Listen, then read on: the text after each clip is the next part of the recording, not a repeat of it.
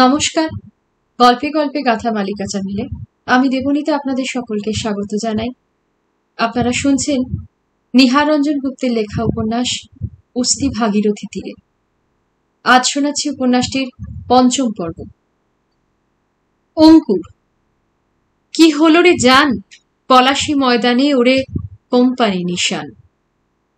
দুর্দান্ত সিংহ পুরুষ ছিলেন সুমন্ত নারায়ণ। যেমন দশাশয়ী চেহারা, তেমনি অমিত শক্তিধর। শুধু লম্বা চওড়াই নয়, সত্যিকারের সুদর্শন পুরুষ ছিলেন। কিন্তু সবকিছুর উপরে তার যে আরেকটি পরিচয় ছিল, সেটার সন্ধান তার জীবিতাবস্থায় একমাত্র মুন্নাবাই আর সামান্য বোধ করি কিছুটা সুরধ্বনি ছাড়া বোধহয় আর কেউই পায়নি।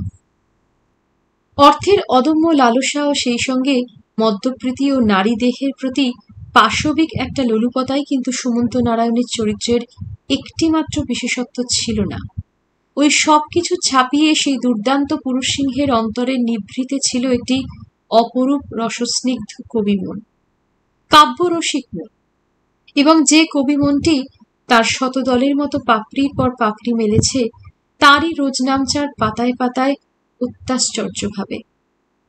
বিভূতি যেন স্পষ্ট দেখতে পায় রায়বাড়ির কোনো এক নিভৃত কক্ষে অর্থ, মদ ও নারীদেহের সমস্ত চিন্তা ও কুষ্টি লোলুপতাকে এক পাশে সরিয়ে দিয়ে সারাটা দিনের পরিশ্রমের পর কোনো কোনো রাত্রির নিস্তব্ধ নিঃসঙ্গ মুহূর্তে একাকী কবি সুমন্ত নারায়ণ প্রদীপের আলোয় বসে খাগের কলমে লম্বা একটা মোটা খাতার পাতায় একাগ্রচিত্তে লিখে চলেছেন তার রোজনামচা, দৈনন্দিনের লিপি। তার বিচিত্র জীবনের হাসি, কান্না, ব্যথা, বেদনা, আকাঙ্ক্ষা ও স্বপ্নের টুকরো টুকরো সব কাব্য কথা যেন রোজনামচার জীর্ণ লালচে পাতায় ছড়িয়ে আছে। প্রথম প্রথম নিজে লিখতেন এবং নিজেই পড়তেন। নিজের জীবন স্মৃতির নিজেই ছিলেন একমাত্র নীরব শ্রোতা।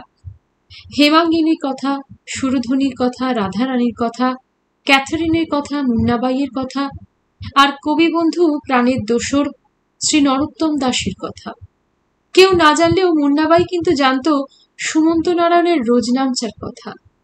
কি করে যে সে কথা সে জানতে পারল? সুমন্ত নারায়ণ প্রশ্ন করলে মৃদু মৃদু হাসত মুন্নাবাই, কিছুতেই বলতো না। সুমন্ত নারায়ণ কতবার জিজ্ঞাসা করেছেন সেই প্রথম দিন মুন্নার মুখে আকস্মিক প্রশ্নটা শোনবার পর থেকেই। শুধিয়েছেন বারে বারে সেই একই প্রশ্ন।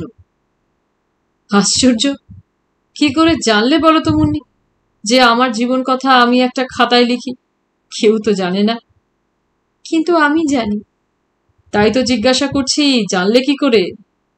বলবো না বলে মিটি মিটি দুষ্টু হাসি হেসেছে মুন্নাবাই। কেন? কেন আর মনে করো এমনি। আশ্চর্য। তারপর হঠাৎ একদিন মুন্নাবাই বলেছিল, শোনাবে খাতাটা পড়ে? পড়ো না, শুনি কি লিখেছ তুমি। কি হবে জেনে? বাহ, জানতে হবে বই কি। কি জানতে হবে? তোমার জীবনের সব কথা। কিন্তু তুমি শুনে তা কি করবে? কি আবার শুনবো? তুমি শোনাবে। কিন্তু তাই তো জিজ্ঞাসা করছি, কি হবে সে কথা শুনে? বললাম তো শুনবো। বেশ তো, শোনাবো একদিন পরে। শোনাবো না, কবে শোনাবে বলো? শোনাবো, কিন্তু হঠাৎ এত আগ্রহই বা কেন? নাই বা সে কথা জানলে বলো কালই শোনাবে। আচ্ছা আচ্ছা, ঠিক পরের দিনই না, তবে কয়েকদিন পরে। শুনিয়েছিলেন পরে মুন্নাবাইকে তার রোজনামচা থেকে সুমন্ত নারায়ণ। সেই প্রথম আরম্ভটি যার বিষ্ণু নারায়ণ রায় বা সপ্তগ্রাম, যথা সপ্তঋষি স্থান, ঘাট ত্রিবেণী নাম। তার পুত্র সুমন্ত রায়। সঙ্গে সঙ্গে বাধা দিয়েছিল মুন্নাবাই। বলেছিল, না না, ওসব নয়, সেই মেয়েটির কথা বলো। মেয়ে? কোন মেয়ে? অবাক হয়ে চেয়েছিলেন সুমন্ত নারায়ণ মুন্নার মুখের দিকে। কেন, লেখনি তোমার খাতায় কিছু তার কথা? কার কথা? সেই একটি মেয়ে। মেয়ে? হ্যাঁ, সেই যে গো, হেমাঙ্গিনী না কে? ভূত দেখার মতো যেন চমকে উঠেছিলেন সে রাত্রে সুমন্ত নারায়ণ বাইজি মুন্নার মুখে হেমাঙ্গিনীর নামটি শুনে। কয়েকটা মুহূর্ত স্তব্ধ হয়ে থেকে চাপা কম্পিত কণ্ঠে শুধিয়েছিলেন, ও নাম ও নাম তুমি জানলে কি করে বাইজি? বাইজি মুন্নাও প্রথমটায় যেন থতমত খেয়ে গিয়েছিল কথাটা বলে, কিন্তু পরক্ষণেই হেসে বলেছিল, কেন, তোমার মুখেই শুনেছি। আমার মুখে? অবাক বিস্ময়ে আবার তাকিয়েছিলেন সুমন্ত নারায়ণ মুন্না বাইজির মুখের দিকে অনেকক্ষণ। হ্যাঁ, তোমারই মুখে। মদের নেশার ঘরে কতবার তুমি ওই নাম করেছ। তারপর সহসা কণ্ঠস্বর অনুরাগে আবদারে খাদে নামিয়ে এনে বলেছে, কে গো হেমাঙ্গিনী তোমার, বলো না। হেমাঙ্গিনী? হ্যাঁ। জবাব দিতে গিয়ে কেমন যেন সহসা অন্যমনস্ক হয়ে গেছেন সুমন্ত নারায়ণ। কই শোনাও না হেমাঙ্গিনীর কথা।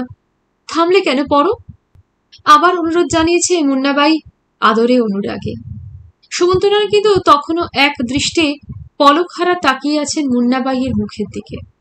দেওয়ালগিরির উজ্জ্বল আলো এসে পড়েছে তার মুখের উপরে। আশ্চর্য মিল, কিন্তু কপালের বাম দিকে ওই লম্বা ক্ষত চিহ্নটা, অধর থেকে বাঁদিককার চিবুক পর্যন্ত বিস্তৃত পোড়া দাগটা, রাহুর মতোই যে দাগ দুটো মুন্নাবাইয়ের সমস্ত মুখচন্দ্রিমাকে কলঙ্কিত করে রেখেছিল, আর কেবল ওই দুটি কলঙ্ক চিহ্নরে যেন কিছুতেই মনের মধ্যে আতিপাতি করে খুঁজে খুঁজেও সন্ধান পেতেন না। অস্পষ্ট ধোঁয়াটে হয়ে যেত সব, কেমন যেন সব অতীত বর্তমান গুলিয়ে ফেলতেন। কে কে ওই মুন্না বাইজি? আচমকাই যেন মনের ভিতর তার প্রশ্নটা জাগছে। কি গো, অমন করে চেয়ে চেয়ে দেখছো কি নাগর? বলতে বলতে খিলখিলিয়ে হেসে উঠেছিল বাইজি। না, কিছু না। একটা দীর্ঘশ্বাস চাপতে চাপতে যেন জবাব দিয়েছেন সুমন্ত নারায়ণ। পরক্ষণেই আবার বাইজির কাছ থেকে তাগিদ এসেছে, কই নাগর, পড়ে শোনাও না তোমার হেমাঙ্গিনীর কথা। সুমন্ত নারায়ণ পড়তে শুরু করেছেন। কণ্ঠে যেন তার অন্তরের সমস্ত দরদ, সমস্ত প্রেম অপূর্ব এক সুরের সঙ্গীতের মূর্ছনা তুলেছে। ঋষি সাপে নিমজ্জিতা লক্ষ্মী যেমন একদিন মন্থন শেষে সুধা ভাণ্ডটি নিয়ে আবির্ভূতা হয়েছিলেন, তেমনি করেই যেন হেমাঙ্গিনীর আবির্ভাব ঘটেছিল আমার জীবনে। আহা, কি রূপ, কি রূপ! মরি মরি। সুমন্ত নারায়ণ পড়ে চলেছেন। বিভূতি যেন স্পষ্ট শুনতে পায়, তবে ওই সুললিত ভাষায় নয়। তার ভাষাটা ছিল কেমন খটোমটো, শতেক ভুল ভ্রান্তিতে ভরা, রস্য দীর্ঘী সত্যনত্ব জ্ঞান নেই। হবেই বা কোথা থেকে? সুমন্ত নারায়ণের দোষ নেই। শুধু শেখবার জন্য কেবল জ্ঞানের খাতিরে কিছু শিক্ষা করা তো সে যুগের ধর্ম ছিল না। বাংলা পাঠশালে তো শেখানো হতো সেদিন খানিকটা বর্ণ পরিচয় মাত্র, আর তার সঙ্গে কিছু শুভঙ্করী রাগ। অবশ্যই সংস্কৃত টলিয়ে কিছুটা ব্যাকরণ, খানিকটা কাব্য, দু চার পাতা স্মৃতি, আর ন্যায়ের চুলচেরা সূক্ষ্মাদপি সূক্ষ্ম প্রচুর কূটতত্ত্ব ওই সঙ্গে শেখানো হতো। আর লোকে শিখবে যে তাদের সে শিক্ষা দেবেই বাকে। ইংরেজ যারা সে সময় দেশে আসতো, তাদের নিজেদেরই কিছু কি শিক্ষা দীক্ষা ছিল? সব তো বাপে তাড়ানো মায়ে খেদানো। তাছাড়া সেদিন তারা তাদের নিজের বৈশিষ্ট্যটুকু পর্যন্ত ভুলে এদেশের শিক্ষা দীক্ষা, ভাষা, আচার ব্যবহার, রীতি নীতির সঙ্গে যেন নিজেদের চালে ডালের মতো মিশিয়ে দিয়েছিল অর্থোপার্জনের 16 আনা স্বার্থটাকেই কেবল জিইয়ে রাখবার জন্য। এমনকি এদেশের পোশাক আশাক, খানা পিনা, নেশা, হুঁকো, গাঁজা থেকে শুরু করে এই দেশেরই মেয়েদের নিয়ে গিয়ে ঘরে তুলেছে ঘরণীর মর্যাদায়। নিজেদের ভাষাটুকুকে পর্যন্ত ভুলে এদেশেরই ভাষাকে সেদিন রপ্ত করতে উঠে পড়ে লেগেছে। এবং সবকিছুরই পিছনে ছিল একটি মাত্র ধ্যান, টাকা আর টাকা। হ্যাঁ, কেবল জানতো তারা টাকা রোজগারের ফিকির, কেমন করে 2 পয়সা রোজগার করা যায়, সেই ধ্যান, সেই জ্ঞান দিবারাত্র। আর তাদের আগে যারা এদেশে এসে পা দিয়েছিল পর্তুগিজরা, তারাও তো এদেশে এসে এক হাতে কৃপান আর এক হাতে ক্রস কাঠ নিয়ে পা দিয়েছিল। তারপর সোনার এই ভারতবর্ষে অজস্র হীরা মুক্ত মাণিক্যের খোঁজ পেয়ে এক হাতে ক্রস কাঠটা ফেলে দিয়ে থলি ভরাট করতে লাগলো, এবং তাতে যখন কুলালো না, অন্য হাতে কৃপানটাও দিলে টান মেরে ফেলে। তারপর 2 হাতে ভরাতে লাগলো কেবল থলি। কাজেই ব্যবসায়ী হিসাবে নবাগত ইংরেজদের চাপে তাদের মরতে বেশি দেরি হয়নি সেদিন। মন্তব্যটা সহজাত সুজার মিথ্যা নয় পর্তুগিজদের সম্পর্কে। তবে ব্যবসায়ী হিসেবে ধীরে ধীরে তারা লুপ্ত হয়ে গেলেও জাত হিসেবে কিন্তু তারা একেবারেই লুপ্ত হলো না এদেশ থেকে, কারণ এদেশের রক্তের সঙ্গে যে তারা তাদের রক্ত মিশিয়ে দিয়েছিল আগেই। আর তারই ফলে এই দেশের আচার ব্যবহার, খানা পিনা, এমনকি ভাষার মধ্যেও তারা ছড়িয়ে গিয়েছিল। সেদিনকার মানুষের ইতিকথায় ঘরের জানালায় বসবার কেদারায়, পিরানের বোতামে, তুফানের বজ্রায়, কামান, পিস্তল, লোক লস্কর, এমনকি মেয়েদের ফিরিঙ্গি খোপার বাংলা ভাষার ব্যবহারিক শব্দে পর্যন্ত তারা তখন ওতপ্রোতভাবে মিশে গিয়েছে। তাই সুমন্ত নারায়ণের সেদিনকার রোজনামচাকে যদি আজকের সুষ্ঠু ভাষায় রূপান্তরিত করা যায় তো বলতে হয়, হেমাঙ্গিনী যেন একটি কামনার অগ্নিশিখা, জলে কিন্তু জ্বালায় না। মনে পড়ে আজও তার সেই অভিমানের ভঙ্গিটি, মনে পড়ে তার বঙ্কিম গ্রীবা, ঈষৎ উত্তোলিত যুগ্ম ভ্রু, দৃঢ়বদ্ধ ওষ্ঠকূট, সুডৌল দেহবল্লরীর মনোলোভা সুষমা। কতদিন চমকে উঠেছেন সুমন্ত নারায়ণ মুন্নাবাইজির চোখে মুখে, ভ্রুতে, ওষ্ঠে ঠিক সেই বহুকালের অতি পরিচিত অভিমানের বিশেষ ভঙ্গিটি দেখে অবাক বিস্ময়ে চেয়ে থেকেছেন। কবিয়াল নরোত্তম দাস মুন্নাবাইজির অভিমানের সেই অপূর্ব ভঙ্গিটি চমৎকার ব্যাখ্যানা করত। আহা মরালির গ্রীবা, বাঁকা ভ্রু কিবা, স্ফুরিত অধর শোভা, বাখানি দিতে যে নারী, কহে নরোত্তম ও মুখ লাবণী, পাইলে বুকেতে জনম জনম ধরি। কিন্তু থাক মুন্নাবাইয়ের কথা, তার কথা সময় সেই শোনাবে। এখনো শেষ হয়নি গড়ার মুখে কলকাতা শহরের সেদিনকার কথা। সুমন্ত নারায়ণের রোজনামচার জীর্ণ পাতায় পাতায় লেখা সেই কলকাতা শহরের আদ্যিকালের কাহিনীতেই আবার ফিরে আসা যাক। ভাগীরথী বহে ধীরে, আর তার তীরভূমিতে এক নতুন ইতিহাসের অঙ্কুর কালপ্রবাহের রসসিঞ্চনে সিঞ্চনে শিহরিত হতে থাকে। ভাগীরথীর বুকে যেমন জাগে জোয়ার ভাটা, তেমনি তার তীরভূমিতে কলকাতা থেকে হুগলি পর্যন্ত নতুন দূরদেশাগত লালমুখ ইয়া লম্বা চওড়া হুন্দ হুন্দ যে মানুষগুলো বিচরণ করে, তাদের ঘর বাঁধা, জমিদারি ক্রয়, ব্যবসা ও দৈনন্দিন জীবনের হাসি কান্না দেশ হিংসা ও চক্রান্তের জোয়ার ভাটায় ভরাট হয়ে উঠতে থাকে ক্রমশ নতুন এক পরবর্তী 200 বৎসরের ইতিবৃত্ত পাতার পর পাতা। এবং যে পাতার পর পাতাগুলোতে অদৃশ্য এক কাহিনীকারের কলমের আঁচড়ে আঁচড়ে লেখা হতে থাকে এক নয়া নীতি, নয়া অগ্রগতি ও এক নয়া যুগের সম্ভাবনার সুস্পষ্ট ইঙ্গিত।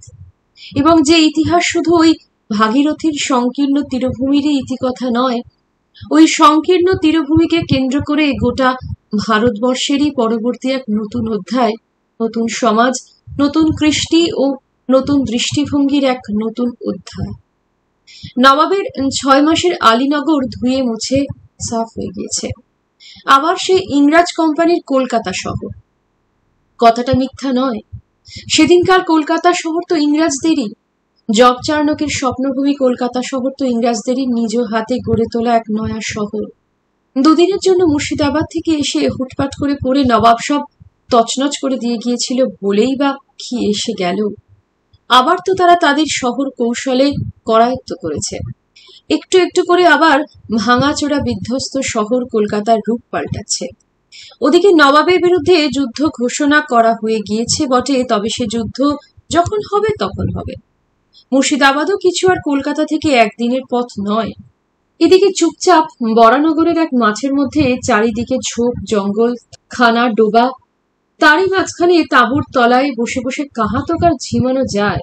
অতএব ফরিদকর্মা কর্নেল ক্লাইভ কাউন্সিলরের সঙ্গে সলা পরামর্শ করে অকস্মাৎ একদিন তার জাহাজ ভর্তি গোড়া সৈন্য নিয়ে কামান বন্দুকদের গর্জন তুলে হৈ হৈ করে ঝাঁপিয়ে পড়লেন গিয়ে ভাগীরথী তীরবর্তী হুগলি শহরের উপর। গোটা কতক কামানের জব্বর গোলা ছুঁড়ে হুগলির দুর্গটাকে করায়ত্ত করে নিতে কর্নেল সাহেবের বেগ পেতে হলো না। তারপরেই মনোয়ারি গোড়া সৈন্যদের শুরু হলো বেপরোয়া তাণ্ডব নর্তন ও লুটতরাজ। হুগলি থেকে ব্যান্ডেল পর্যন্ত সর্বত্র ভাগীরথীর তীরভূমিতে একটা পাকা বাড়িও আর গোলার ঘায়ে আস্ত রইল না। সব আগুন ধরিয়ে পুড়িয়ে ক্লাইভের মনোয়ারি গোড়া চেলা চামুন্ডারা ছাড়খাড় করে দিল। দেখতে দেখতে কয়েকদিনের মধ্যেই দুঃসংবাদটা মুর্শিদাবাদে একেবারে নবাবের কানে গিয়ে পৌঁছালো। রুদ্ধ আক্রোশে ভ্রু দুটি কুঁচকে গেল নবাবের। অতএব সাজল বাহিনী, কামান বন্দুক, চলো কলকাতা। এবং হুড়মুড় করে নবাবের বিরাট বাহিনী একদিন এসে ত্রিবেণী পৌঁছে গেল যেন দেখ দেখ করে। কর্নেল সাহেব ঠিক এতটা ভাবেননি। অতএব তিনিও কোম্পানির চাই সব কাউন্সিলররা দেখলেন বেগতিক। তড়িঘড়ি নবাবের কাছে পাঠানো হলো সন্ধির প্রস্তাব। কিন্তু দুর্ভাগ্য নবাবের, ঘুণাক্ষরেও বুঝতে পারেননি সেধে সন্ধির প্রস্তাব নিয়ে এলেও এবারের ইংরেজদের দল গতবারের সেই ভীরুয়ারা নয়। তাই তাদের লেজে খেলাতে লাগলেন। হালসি বাগানে ধনকুবে রুমিচাঁদের বাগান বাড়িতে নবাবের ডেরা করেছে। সেইখানেই ডাক পড়ল সন্ধি প্রস্তাব নিয়ে আগত ইংরাজ দূতের। কিন্তু নবাবের সাঙ্গপাঙ্গদের প্ররোচনায় ও আস্ফালনে কোনো সুরাহাই হল না। ইংরাজ দূত ফিরে গেল নিজের ডেরায় ব্যর্থ।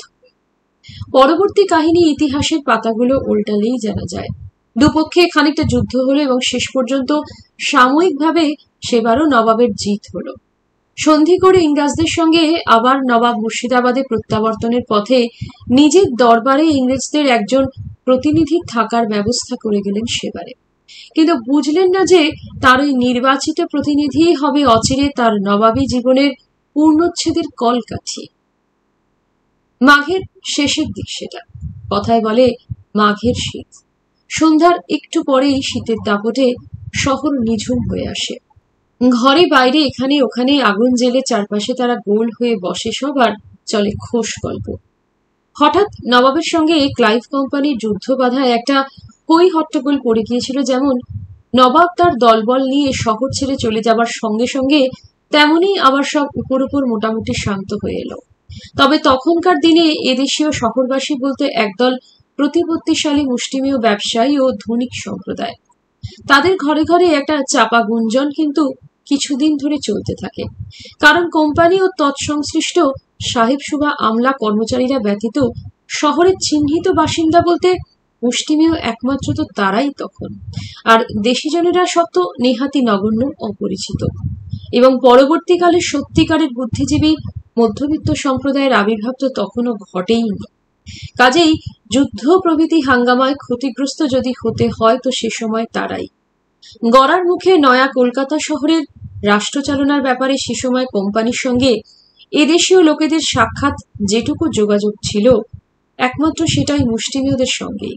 কারণ তারাই তাদের ধন সম্পত্তি ও প্রতিপত্তির জোরে কোম্পানির সঙ্গে ব্যবসা বাণিজ্যের ব্যাপারে কিছুটা যুক্ত ছিল ওই সময়।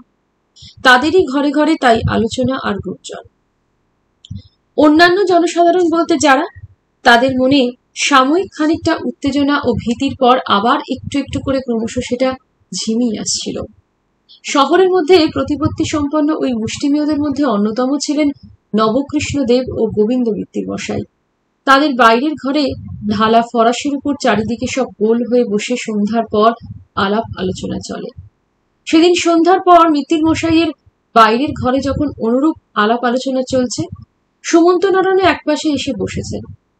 ফর্সির জড়িমোড়া নলটা হাতে ধরে সুগন্ধির তামুক সেবন করতে করতে ওই আলাপের মধ্যেই একসময় মিত্তির মশাই বললেন, যেতে দাও হে রাজেন্দ্র, সব কথায় আর কাজ কি? যুদ্ধ আবার বাঁধলে কেউ বাঁচবে কেউ মরবে। নবাব জিতলেও আমাদের উৎখাত করবে না, আবার কোম্পানির সাহেবরা জিতলেও আমাদের না হলে এদেশে তাদের ব্যবসা চলবে না। কি বলেন ভট্টাচার্য মশাই? নরহরি ভট্টাচার্য মাথা হেলিয়ে চক্ষু মুদে মৃদু একটু হেসে বললেন, তা বই কি, এখনো সূর্যোদয় ও সূর্যাস্ত হচ্ছে না, তেমন বুঝি তো ব্রাহ্মণেরা তেজবর্ণী দিয়ে সব ছাড়খাড় করে দেব না। এখনো সব কথা থাক, তার চাইতে এদিকে যে দোল এসে গেল তার কথাই ভাবুন সবাই। একজন তথাপি বলে ওঠে মাঝখান থেকে, এবারে কি আর দোল উৎসব জমবে মিত্তির মশাই? কেন জমবে না কেন শুনি? বলেই হাঁক দিলেন হুঁকাবর্তারকে, ওরে তামাকটা পাল্টে দিয়ে যা। দোরগোড়াতেই তটস্থ হয়ে একপাশে দাঁড়িয়েছিল হুঁকাবর্তার। তাড়াতাড়ি এসে ফর্সির মাথা থেকে কলকেটা তুলে নিয়ে গেল। মিত্তির মশাই আবার মাথা দুলিয়ে বলতে লাগলেন, জমবে হে জমবে, এবারে খুব বড় মিছিল বের করতে হবে। নবকৃষ্ণদেব বলে উঠলেন একধার থেকে, জমবে আবার না, আজই তো বিকেলের দিকে শ্যামরায়ের মন্দিরে গিয়েছিলাম, দেখলাম ইতিমধ্যেই দোলমঞ্চ তৈরি হতে শুরু হয়েছে। সত্যি? অন্য একজন শুধায়, প্রেত্যায় না যায় দেখে এসো না গিয়ে সচক্ষে। অন্যান্য বারের মতো এবারেও উত্তরে দক্ষিণে দুটো মঞ্চ তৈরি হয়েছে। এবারেও দেখো দিঘির জল আবিরে আর কুমকুমে লাল হয়ে উঠবে। দোল উৎসবের কথা মনে পড়ায় সুমন্ত নারায়ণ যেন কেমন বিমনা হয়ে যান। গত বছর ওই দিনে সুমন্ত নারায়ণ ছিলেন না। কাঠ চেরাইয়ের ব্যাপারে সুন্দরবনের দিকে গিয়েছিলেন। যাবার আগে বারবার রাধারানী মাথার দিব্যি দিয়েছিল দোল পূর্ণিমার আগেই যেন তিনি ফিরে আসেন, কিন্তু ঠিক সময় মতো পৌঁছতে পারেননি। ঘাটে এসে নৌকা ভিড়েছিল সেই প্রায় মধ্যরাত্রে। দোল পূর্ণিমার রাত্রেই রাধারানী জন্মেছিল বলে সার্বভৌম পৌত্রের নাম দিয়েছিলেন রাধারানী। রাধারানী বিবাহের পর একদিন কথায় কথায় স্বামীকে সে কথা বলতে বলতে সোহাগে আবদার জানিয়েছিল, ওই দিনটা তুমি আমার কাছ থেকে দূরে থেকো না। সুমন্ত নারায়ণ প্রত্যুত্তরে স্ত্রীর নরম ডালিমের মতোই রক্তাভ গালটি টিপে দিয়ে বলেছিলেন, তাই হবে রে, তাই হবে। পরপর 2 বৎসর প্রতিশ্রুতি দিয়ে পালনও করেছিলেন, রাখতে পারেননি তৃতীয় বৎসর। মুখে অবশ্যই সুমন্ত নারায়ণ বলেছিলেন দোল পূর্ণিমার দিনটার কথা বরাবরই তার মনে ছিল। ফিরতি পথে ভাটির মুখে চড়ায় নৌকো আটকে যেতেই বিভ্রাট হয়েছিল, নচেত সময় মতো ঠিক তিনি এসে ভোর নাগাদই পৌঁছতেন। কিন্তু আসলে সত্যি সত্যি প্রতিশ্রুতির ওই বিশেষ দিনটির কথা একেবারেই ভুলে বসেছিলেন সুমন্ত নারায়ণ। একেবারেই মনে ছিল না কথাটা। সন্ধ্যার দিকে চলমান নৌকার গলুইয়ে বসে আকাশে বিরাট সোনার থালার মতো চাঁদটা উঠতে দেখে যখন মাঝিকে শুধিয়েছিলেন, হ্যাঁ মাঝি, আজ বুঝি পূর্ণিমা? মাঝি জবাব দিয়েছিল, আগে কথা দোল পূর্ণিমা, আজ দোল। দোল পূর্ণিমা? দোল? সর্বনাশ! সঙ্গে সঙ্গে এই প্রতিশ্রুতির কথাটা মনে পড়ে গিয়েছিল তার। কিন্তু এখনো পথের অনেকটা বাকি। কাঠ বোঝাই নৌকা এবং সর্বাপেক্ষা মুশকিল বিপরীত বায়ু। শহরের ঘাটে পৌঁছতে পৌঁছতে তাই মধ্যরাত্রি হয়ে গিয়েছিল। মনে মনে অবশ্যই সুমন্ত নারায়ণের আশা ছিল রাধারানীর অভিমানটা ভাঙতে তার বিশেষ বেগ পেতে হবে না, কিন্তু কার্যক্ষেত্রে তাকে যাকে বলে সত্যিকারের নাজেহালি হতে হয়েছিল। দেহি পদ পল্লব উদারম বলে শেষ পর্যন্ত পায়ে ধরতে হয়েছিল সুমন্ত নারায়ণকে এবং প্রতিজ্ঞা করেছিলেন আর কখনো ওই দিনটিতে তিনি রাধারানীর কাছ থেকে দূরে থাকবেন না। আবার 1 বৎসর পরে সেই দোল পূর্ণিমা আগত। আবির কুমকুমে এবারে রাধারানীর মনের স্বাদ তিনি মিটিয়ে দেবেন। মাত্র একদিনেই দোলের উৎসবটা এখানে শেষ হলে কি হয়, ওই একটি দিনেই শহর যেন একেবারে রঙিন আনন্দে মেতে ওঠে। দোলের পিচকিরির কাছে ছোট বড় মান্যগণ্য নারী পুরুষের কোনো ভেদাভেদ নেই, রং দিলেই হলো, আবির কুমকুম মাখলেই হলো। দলে দলে সব শহর জুড়ে মিছিল করে বের হয়, সকলের কণ্ঠেই গান। এবারে শুধু খেলাই নয়, মনে মনে আরো স্থির করে রেখেছেন সুমন্ত নারায়ণ, শ্যামরায়ের মন্দিরে দোলের উৎসব দেখতেও রাধারানীকে নিয়ে যাবেন সঙ্গে করে। উত্তর দক্ষিণ দুদিকে দুটো দোল মঞ্চ, দক্ষিণে শ্যামরায়, উত্তরে রাধিকা। রাখাল ছেলেরা, গ্রামের চাষা ভূষাদের ছেলেরা এক পক্ষে সাজে শ্যাম, অন্য পক্ষে সাজে রাধা। তারপর আবির কুমকুমের ছড়াছড়ি মাখামাখি। মিত্তির মশাইয়ের বাড়ি থেকে বের হয়ে আপন মনেই ভাবতে ভাবতে সারাটা পথ অতিক্রম করে নিজ গৃহে অন্দরে প্রবেশের মুখে বাধা পেলেন সুমন্ত নারায়ণ। রায়মশাই! কে? এ কি সুর? বারান্দার অন্ধকারে একপাশে ছায়ার মতো সুরধ্বনি দাঁড়িয়েছিল। সাড়া দিয়ে এগিয়ে এলো। কি ব্যাপার? ওদিকে তোমার সেই ফিরিঙ্গি মেয়েটার যে খুব জ্বর, গা একেবারে পুড়ে যাচ্ছে, জ্বরের ঘুরে অজ্ঞান অচৈতন্য। সে কি? কখন থেকে তার আবার জ্বর হলো? বোধহয় দুপুর থেকে। বিকেলে খাবার নিয়ে গিয়ে দেখি আগেকার সব যেমনটি তেমন পড়ে আছে। মুশকিল, ও না বুঝে আমার ভাষা, না বুঝে আমি ওর ভাষা। ডেকে সাড়া না পেয়ে এগিয়ে গিয়ে গায়ে হাত দিতে দেখলাম জ্বরে একেবারে গা পুড়ে যাচ্ছে। চলো তো দেখি। দুজনে বহির্মহলের দিকে এগিয়ে গেলেন। ঘরের দেওয়ালে দেওয়ালগিরি চলছিল। সেই দেওয়ালগিরির আলোয় ঘরের মধ্যে তাকাতেই দেখতে পেলেন সুমন্ত নারায়ণ পালঙ্কের উপরে শয্যায় চোখ বুজে পড়ে আছে ক্যাথরিন। ধীর পদে এগিয়ে পালঙ্কের সামনে দাঁড়ালেন তিনি। ক্ষণকাল শায়িত মুদ্রিত চক্ষু নিঃসার ক্যাথরিনের দিকে তাকিয়ে কি ভেবে এগিয়ে গিয়ে দেওয়াল থেকে দেওয়ালগিরি নামিয়ে আবার পালঙ্কের সামনে এসে দাঁড়ালেন। সমস্ত মুখখানি যেন একেবারে রক্ত আবিরের মতোই লাল, বক্ষের বাস শিথিল হয়ে গিয়েছে। অসহায় রোদ ঝলসানো একগুচ্ছ ফুলের মতোই যেন ক্যাথরিন শয্যার উপর পড়ে আছে। ক্যাথরিন! মৃদু কণ্ঠে ডাকলেন সুমন্ত নারায়ণ, কিন্তু কোনো সাড়া পাওয়া গেল না। খানিকটা ঠান্ডা জল কোনো পাত্র করে নিয়ে এসো তো সুর। সুরধ্বনি ঘর থেকে বের হয়ে গেল। দেওয়ালগিরিটা আবার যথাস্থানে রেখে এসে শয্যার আরো কাছ ঘেঁষে দাঁড়ালেন তিনি। মুহূর্তের জন্য বোধহয় দ্বিধা জাগে, তারপরেই হাত দিয়ে নিঃসার ক্যাথরিনের রোগোত্তপ্ত কপালটা স্পর্শ করতেই ক্যাথরিন চোখ মেলে তাকালো। Richard dear, have you come back? Catherine, no no, don't touch me, don't touch me. তীক্ষ্ণ আর্তকণ্ঠে পরক্ষণেই চেঁচিয়ে উঠল ক্যাথরিন এবং নিজেকে সুমন্ত নারায়ণের স্পর্শ থেকে সরিয়ে নিল। সুমন্ত বুঝতে পারেন জ্বরের ঘোরে ভুল বকছে ক্যাথরিন। ওই সময় সুরধনী একটা কাঁসার পাত্রে ঠান্ডা জল নিয়ে সে কক্ষে প্রবেশ করল। তারপর 15টা দিন ধরে ক্যাথরিনের জ্বর বিকারের সঙ্গে সুরধনী আর সুমন্ত নারায়ণ দিবারাত্র যুদ্ধ করে চললেন। রাধারানী ভুলেও কখনো বহির্মহলের ওই কদিন পা দেয়নি। রুদ্ধ আক্রোশে সে কেবলই ফুলেছে। কোথাকার কে এক বিধর্মী নারী, তাকে নিয়ে এত বাড়াবাড়ি করবার যে কি অর্থ হতে পারে সে ভেবেই পায় না। দিনের বেলাটা বেশিরভাগ সময় ক্যাথরিনের রোগশয্যার পাশে থাকতো সুরধনী।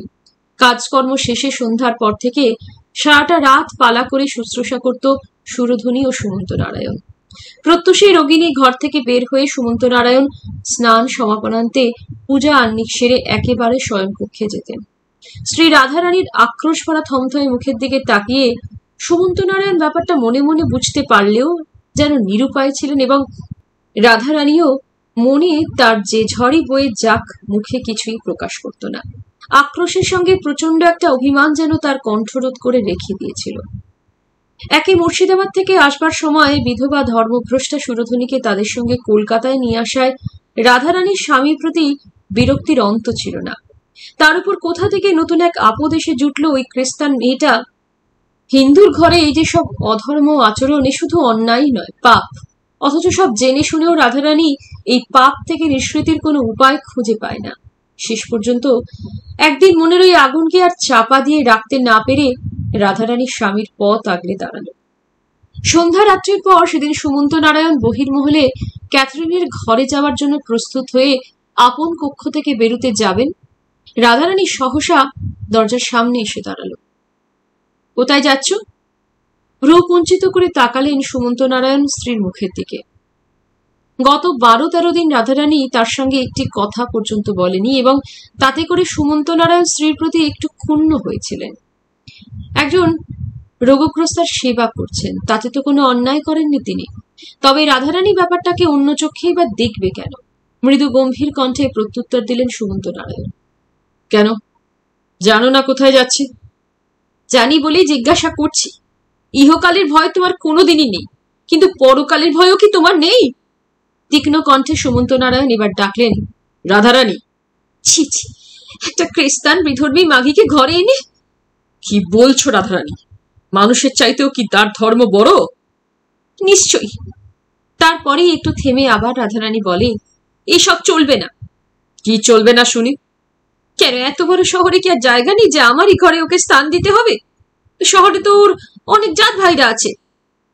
আছে কি না জানি না, তবে এও তুমি জেনে রেখো রাধা, যতদিন ও আমার আশ্রয়ে থাকবে আমার ঘরেই ও থাকবে। বলে আর দ্বিরুক্তি না করে সুমন্ত নারায়ণ দরজাপথে বের হয়ে বহির্মহলের দিকে অগ্রসর হলেন। জানি জানি, কেন অত দরদ বুঝি না। চকিতে ফিরে দাঁড়িয়ে বাঘের মতোই গর্জন করে উঠলেন সুমন্ত নারায়ণ। রাধারানী, এটা আমার বাড়ি, আমার ঘর, আমার খুশি মতোই এখানে ব্যবস্থা হবে। যার না পোষাবে। বাকিটা শেষ করেননি সুমন্ত নারায়ণ। কাষ্ঠপাদুকার খট খট শব্দ তুলে বারান্দার অপর প্রান্তে অন্ধকারে মিলিয়ে গিয়েছিলেন। দুদিন থেকে ক্যাথরিনের জ্বরের উপশম হয়েছিল বটে, তবে অত্যন্ত দুর্বল হয়ে পড়েছিল। নড়বার চড়বারও যেন শক্তি নেই। ভালো করে জ্ঞান হবার পর নিজের রোগশয্যার পাশে ব্যাকুল দৃষ্টিতে তার রোগক্লিষ্ট মুখের দিকে সুমন্ত নারায়ণকে চেয়ে থাকতে দেখে বুদ্ধিমতী ক্যাথরিন বুঝেছিল ওই তার সম্মুখে উপবিষ্ট বিরাট পুরুষটি ভিন্ন জাতের ও ভিন্ন ধর্মের হলেও ওরই দয়ায় সে দ্বিতীয়বার প্রাণ পেয়ে বেঁচে উঠেছে। জগতের সকল পুরুষই তার স্বামী রিচার্ড নয়, এবং ক্ষণিক সেই দুর্বল মুহূর্তে এই বিদেশিনী ক্যাথরিন সুমন্ত নারায়ণকে বুঝি ভালোবেসেছিল। পরবর্তীকালে ক্যাথরিনকে যখন সুমন্ত নারায়ণ বলেছেন, নিজের ধর্ম, আত্মীয় স্বজন সবকিছু ছেড়ে আমার ঘরেই থেকে গেলে ক্যাথরিন? মৃদু সকৌতুক হাসি হেসে ক্যাথরিন জবাব দিয়েছে, তাই তো গেলাম। কিন্তু কেন? জানো না? বুঝতে পারোনি আজও? বুঝতে পারিনি বললে মিথ্যাই বলা হবে, তবু যেন বিস্ময় লাগে। মুহূর্ত পরেই শঙ্খ ধবল ভুজবল্লরী দিয়ে ক্যাথরিন সুমন্ত নারায়ণের কণ্ঠ জড়িয়ে ধরে তার বিশাল বক্ষে মুখ রেখে বলেছে, কেন বলতো, ইংরাজ মেয়ে কি একজন ভিনদেশীকে ভালোবাসতে পারে না? এরপর আর সুমন্ত নারায়ণের কণ্ঠে জবাব আসে না। সুমন্ত নারায়ণ স্ত্রীর মুখের ওপর কতগুলো কঠোর জবাব দিয়ে বহির্মহলে এসে ক্যাথরিনের রোগশয্যার পাশে দাঁড়াতেই ক্যাথরিন চোখ মেলে তাকালো। সুমন্ত নারায়ণ জানতেন না যে ঠিক ওই মুহূর্তে সুমন্ত নারায়ণের পদশব্দের প্রতীক্ষাতেই চোখ বুজে শয্যার উপর পড়েছিল ক্যাথরিন।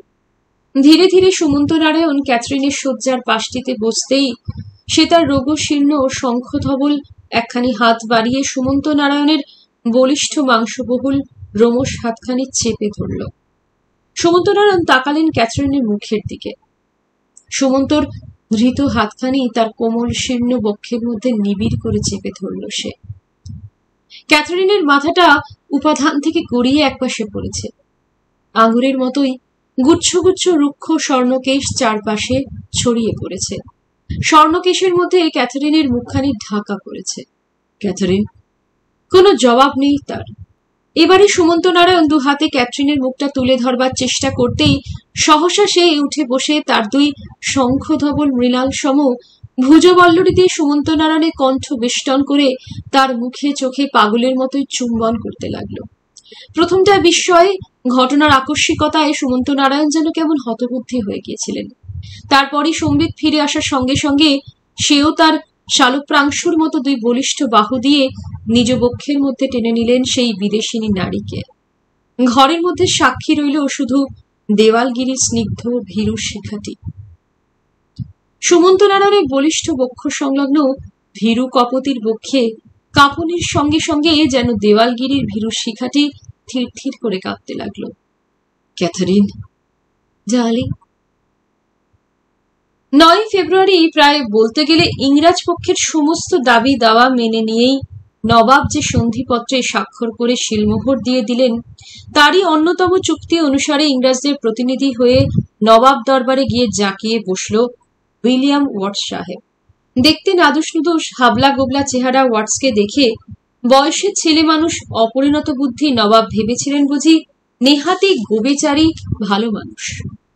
তাই এই গোবেচারী ওয়াটস সাহেব যখন দিনের পর দিন রাজধানী ও নবাব দরবারের যাবতীয় খুঁটিনাটি সংবাদপত্র মারফত কলকাতায় লিখে পাঠাচ্ছিলেন, নবাব তখনও নিশ্চিন্তে গোফে তা দিচ্ছিলেন। আর চতুর ইংরেজরাও সেই সুযোগে নিজেদের প্রস্তুত করে নিচ্ছিল। ধূর্ত ক্লাইভ চপলমতি অপরিণত বয়স্ক নবাবকে বেশ ভালো করেই চিনে নিয়েছিলেন। তাই সুযোগ বুঝে আর কাল বিলম্ব না করে বরানগর থেকে ডেরা তুলে সসৈন্যে অগ্রসর হয়ে মার্চ মাসের প্রথম দিকেই ক্লাইভ হুগলির তদানীন্তন ফৌজদার নন্দকুমারের গোপন প্রতিশ্রুতির সমর্থনে একেবারে গঙ্গা পার হয়ে সোজা চন্দননগরের পাশেই গিরিটির বাগানে গিয়ে তাঁবু গাড়লেন। চন্দননগরের গভর্নর তখন রেনো সাহেব। তাকে কেল্লা ছেড়ে দেবার নির্দেশ দেওয়া সত্ত্বেও সে কথা তিনি কান না দেওয়ায় ক্লাইভ চন্দননগর শহরের দক্ষিণ পূর্ব দিক ঘিরে ফেললেন। ওদিকে নবাবের আদেশ মতো দুর্লভরাম, মানিকচাঁদ, মোহনলাল প্রস্তুত হয়ে রইল।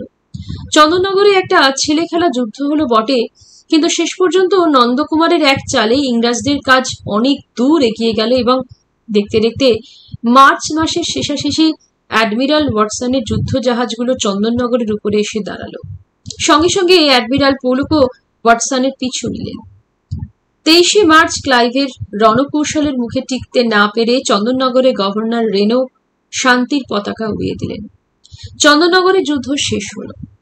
ভাগীরথী তীরভূমিতে সেদিন যে আগুন জ্বলে উঠেছিল সে আগুন নিভতে 18শো শতাব্দীর বাকি সময়টাতেও কুলায়নি। 19শো শতাব্দীর গোড়ার 10টা বছরও পার হয়ে গিয়েছিল।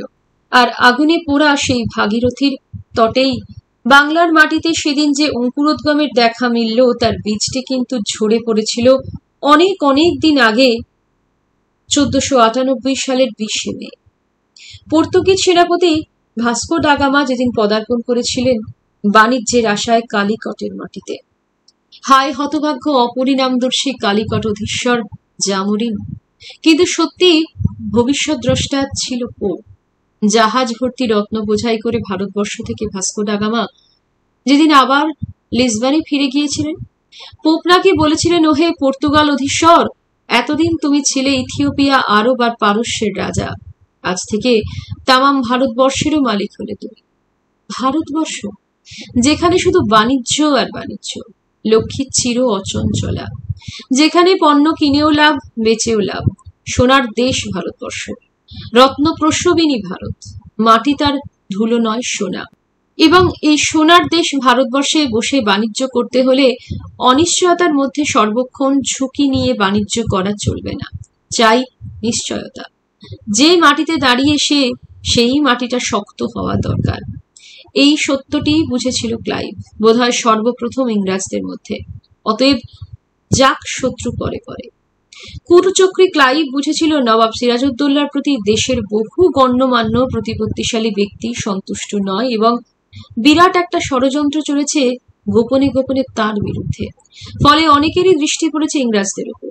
মূলচ্ছেদ করবার এত বড় একটা শানিত অস্ত্র হাতের কাছেই যখন রয়েছে, কাল বিলম্ব না করে ক্লাইভ সেই অস্ত্রটি হাতে তুলে। সুমন্ত নারায়ণও বিচক্ষণ ব্যক্তি ছিলেন, তাই তিনি তার রোজনামচার পৃষ্ঠায় লিখে গিয়েছেন, আসলে সে অস্ত্রটি হচ্ছে হিন্দুদেরই ষড়যন্ত্র। বাংলাদেশের এমন কোনো জমিদার ছিল না সেদিন যারা নবাব সিরাজের হাতে নাকানি চুবানি খাননি।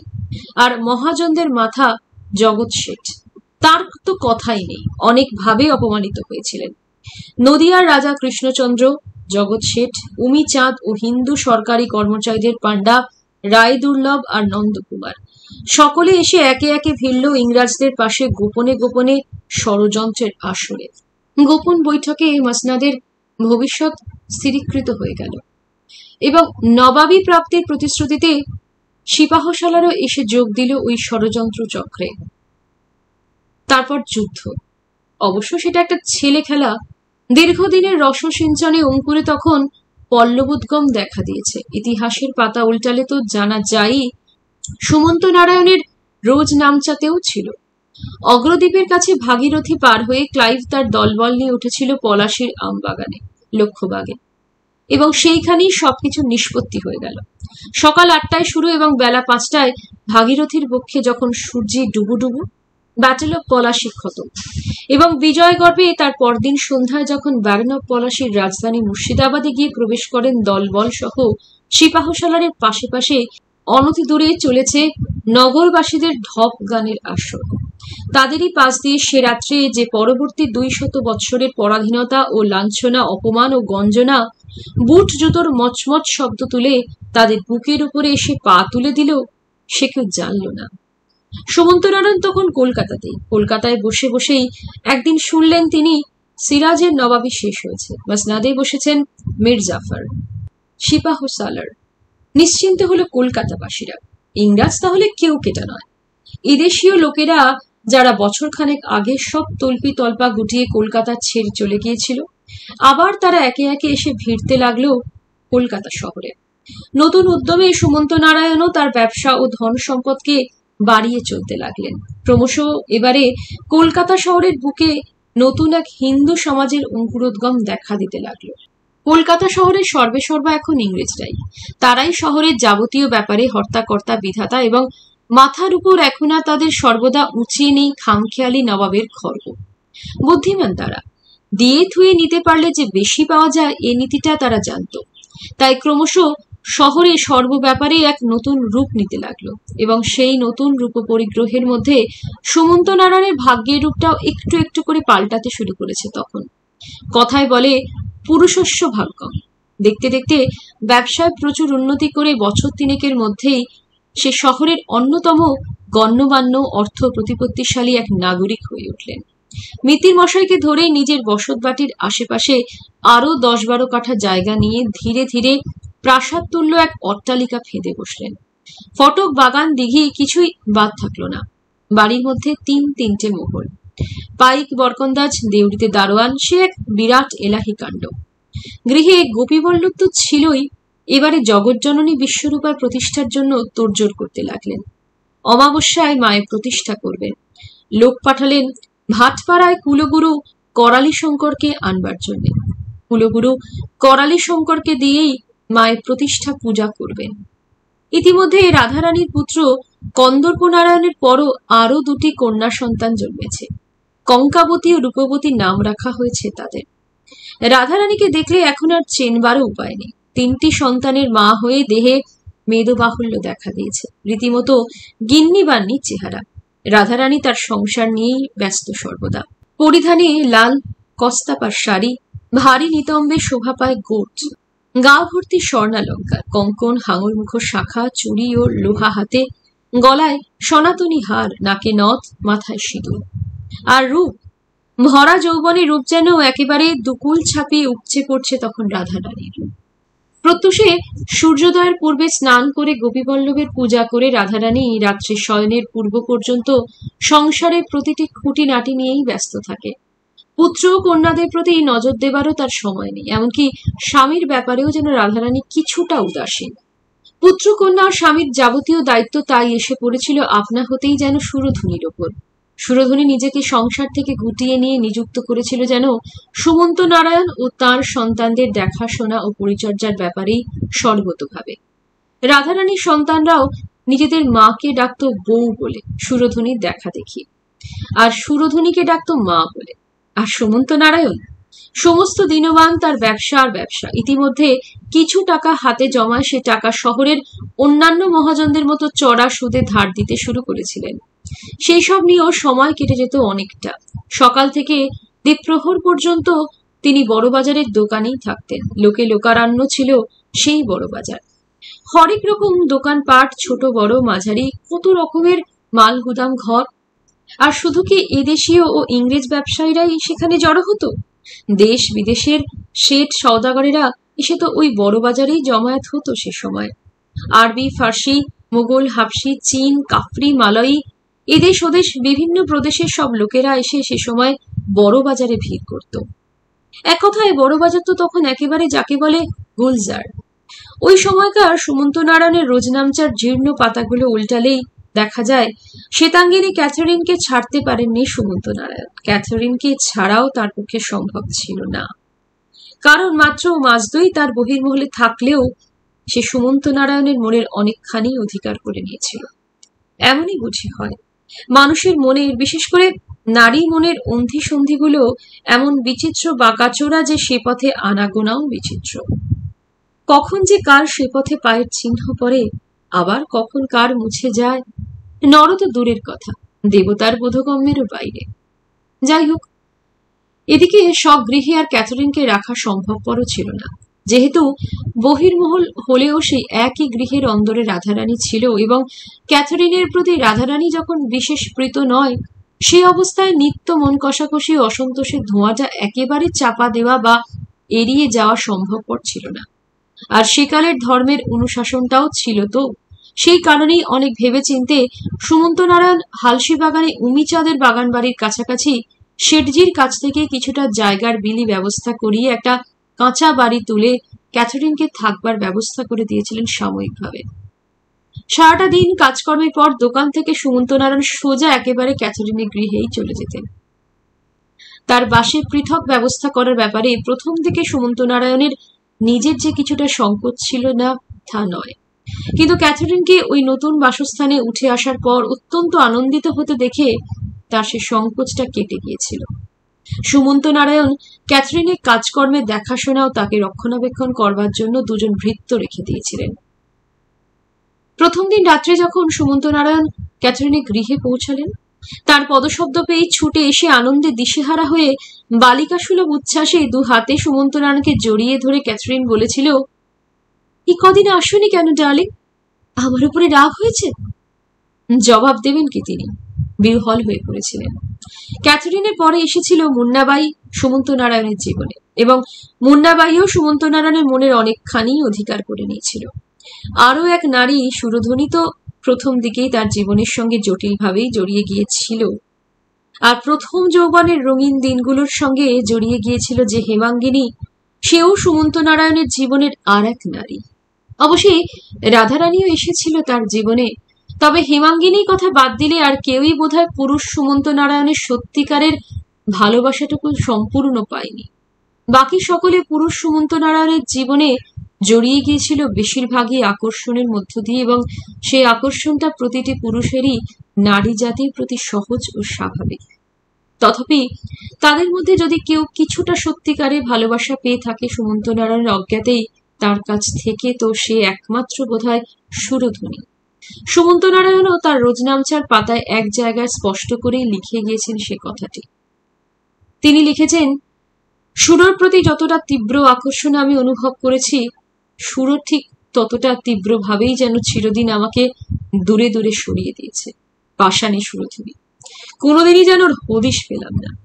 কতদিন মনে হয়েছে জোর করে ওকে অধিকার করব, দু হাতের মধ্যে টেনে নিয়ে দোলে মুচড়ে পিষে ফেলবো ওর ওই বোবা দেহটা, যে দেহের মধ্যে ওর পাথরের মতো মনটা জমাট বেঁধে আছে। কিন্তু পারিনি। তাছাড়া একদিনও দেহটা যখন একান্ত সুলভ ছিল, আমার সামান্যতম ইঙ্গিতেও যে দেহটা আমার পায়ের তলায় লুঠিয়ে দিত, তখন কেন অধিকারের জন্য হাত বাড়ায়নি? অসমর্থ ছিলাম কি, না কোথাও ছিল ভয় বা সংকোচ? কিন্তু সে যাই হোক, আজ যেন সেদিনের সেই অর্থহীন আশ্রয়টাই আমার সামনে জগদ্দল পাথরের মতো দাঁড়িয়ে নিরন্তর আমাকে ব্যঙ্গ করছে। আবার কখন ওর চোখের দিকে তাকালেই যেন মনে হয়েছে কিসের এক করুণ মিনতি আমাকে বারবার নিষেধ করেছে। এ হয় না, হতে পারে না। একদিন নিভৃতে হাত দুটোর চেপে ধরেছিলাম, বলেছিলাম, কেন আজকাল আর ধরা দিতে চাও না সুর? এমন তো তুমি ছিলে না। মৃদু হেসে সুরধনী জবাব দিয়েছে, ভুলে যেও না, তোমার স্ত্রী রাধারানী এই বাড়িতেই আছে। বেশ তো, অন্য কোথাও তোমার থাকবার ব্যবস্থা করব। কঠিন দৃঢ় কণ্ঠে সুরধনী আবার বলেছে, ছি সুর, না না। কেন? কেন না? ভুলে যাও কেন? রাধারানীর সন্তানরা যে আমাকে মা ডাকে। হতভাগিনী, গত জন্মে কত পাপ করেছিলাম আমি জানি না, যে কারণে এমনই করে সমস্ত দেহে নরককুণ্ডের বিষ ও যন্ত্রণা নিয়ে আমাকে আজও বেঁচে থাকতে হয়েছে। এরপরও ওই মা ডাকের সৌভাগ্যটুকু থেকে দোহাই তোমার, অন্তত এই অভাগিনীকে বঞ্চিত করো না, যে কটা দিন আর বেঁচে আছি। সুরো, না না, দয়া করে তোমরা তোমাদের সন্তানদের মায়ের সম্মানটুকুই অস্পৃশ্যাকে দিয়েছ যখন, তখন আর এই দেহটার দিকে হাত বাড়িও না। তাহলে নিশ্চয়ই জেনেও আমার গঙ্গায় ডুবে মরা ছাড়ার পথ থাকবে না। অতঃপর বাকি জীবনে আর কখনো কোনো অজুহাতে বা কোনো কারণেই সুমন্ত নারায়ণ সুরধনীকে স্পর্শ করবার চেষ্টা মাত্রও করেন। আর রাধারানীর প্রয়োজনটাও সুমন্ত নারায়ণের বোধ করি তার প্রথম সন্তানটি জন্ম নেওয়ার সঙ্গে সঙ্গেই ফুরিয়ে গিয়েছিল। তাছাড়া রাধারানী সুমন্ত নারায়ণের উচ্ছৃঙ্খলতাকে কোনোদিনই ক্ষমার চক্ষে দেখতে পারেনি, যার ফলে সহধর্মিণী হয়েও রাধারানী জীবনে কোনোদিন তার স্বামী সুমন্ত নারায়ণের অন্তরের মধ্যে প্রবেশ করতে পারেনি। আর তাতেই বুঝি স্ত্রী হয়েও স্বামীকে হারানোর সঙ্গে সঙ্গে রাধারানী তার সন্তানদেরও হারিয়েছিল। কাজে বেঁচে থাকতে হলে একটা তো অবলম্বন চাই। সেই অবলম্বন হয়েছিল রাধারানীর সংসার ধর্ম ও গুরুদেব করালি শঙ্কর। তবে ওই সংসার ধর্ম গুরুদেবকে নিয়ে যে মিথ্যা আবর্তটা তার সমগ্র জীবনটার মধ্যে ফেনিয়ে উঠেছিল, সেই মিথ্যাই একদিন ক্রমশ তার যাবতীয় সম্পদকে পর্যন্ত অন্ধের মতো গ্রাস করেছিল পরবর্তী জীবনে বুঝি তার অজ্ঞাতেই। এবং সেই মিথ্যার মন্থনে মন্থনে যে বিষ একদিন উঠেছিল, সেই বিষেরই অনিবার্য ক্রিয়াতেও অন্ধের মতো একদিন সে সুমন্ত নারায়ণের সমস্ত বংশটাকে তো বিষাক্ত করে তুলেছিলই, এমনকি নিজেও সেই বিষের জ্বালাতেই জর্জরিত হয়ে জীবনের শেষের অনেকগুলো বছর নিরন্তর জ্বলতে জ্বলতে শেষ পর্যন্ত মস্তিষ্ক বিকৃতিতে যেন জবুথবু হয়ে গিয়েছিল। প্রতিকারহীন সেই বিষের জ্বালায় তার জীবনের শেষের দিনগুলি তাই তার কাছে মনে হয়েছে যেমনই দীর্ঘ, যেমনই মর্মন্তু, তার তেমনই অভিশপ্ত। এমনকি শেষ জীবনে বিকৃত মস্তিষ্কের বিস্মৃতিও সে জ্বালা তাকে ভুলতে দেয়নি। যে অন্ধ ধর্মবিশ্বাস, যে ভ্রান্ত অর্থহীন আত্মবিশ্বাস ও যে সংসারকে আঁকড়ে ধরে রাধারানী বেঁচে থাকতে চেয়েছিল, সেই বিশ্বাস ও সংসার যখন তার চোখের উপরেই একটু একটু করে ভেঙে গুড়িয়ে যেতে লাগলো, তখনকার তার সেই মর্মন্তুদ অধ্যায়টা তো আর কারোর অজানা ছিল না। রায়বাড়ির সেদিনকার সেই ইতিহাসের পৃষ্ঠাগুলো বিভূতির চোখের উপরে যেন জল জল করতে থাকে। বলিষ্ঠ পুরুষ সিংহ সুমন্ত নারায়ণ যা গড়েছিলেন তার সমস্ত জীবনের পরিশ্রম ও অধ্যাবসায়ে রাধারানী সেইটাই যেন নিজ হাতে ধর্ম, গোড়ামি ও স্বামীর প্রতি একটা মিথ্যা অভিমানে টুকরো টুকরো করে ভেঙেছিল। বিভূতি অনেক সময় আবার ভেবেছে, এবং আজও তার মনে হয়, ব্যাপারটা কি সত্যিই তাই, না সেদিনকার সেই ক্রমক্ষয়িষ্ণু ব্রাহ্মণ্য যুগের সামাজিক কৌলিন্যের অবশ্যম্ভাবী মৃত্যুর সঙ্গে সঙ্গে দেশের সর্বত্র ওই কবরেরই মাটিতে যে নতুন সমাজ, নতুন কৃষ্টি ও দৃষ্টিভঙ্গি ধীরে ধীরে অঙ্কুরিত হয়ে উঠেছিল, তারই অবশ্যম্ভাবী পরিণতি। সুমন্ত নারায়ণের দীর্ঘ রোজনামচার পাতাগুলো একটার পর একটা উল্টে যেতে থাকে বিভূতি। বাইরে নিশিরাত্রি থমথম করছে, অন্ধকার থেকে এক টানা ঝিঝির ঝিঝি শব্দ ভেসে আসছে। ধীরে ধীরে রোজনামচাটা বন্ধ করে বিভূতি উঠে দাঁড়ালো। বাইরে একটা মৃদু পদশব্দ শোনা গেল। একটু পরে সৌদামিনী এসে ঘরে ঢুকলো। বিভু, কি তুমি ঘুমোনি? না, তুইও তো জেগে আছিস। আজকের মতো শেষ হলো অস্থি ভাগীরথী তীরে। এই দীর্ঘ শক্ত উপন্যাসটি কেমন লাগছে আপনারা জানাবেন। ভালো লাগলে লাইক করবেন, মতামত দেবেন এবং সম্ভব হলে প্লিজ চ্যানেলটিকে শেয়ার করবেন। ভালো থাকবেন, ধন্যবাদ।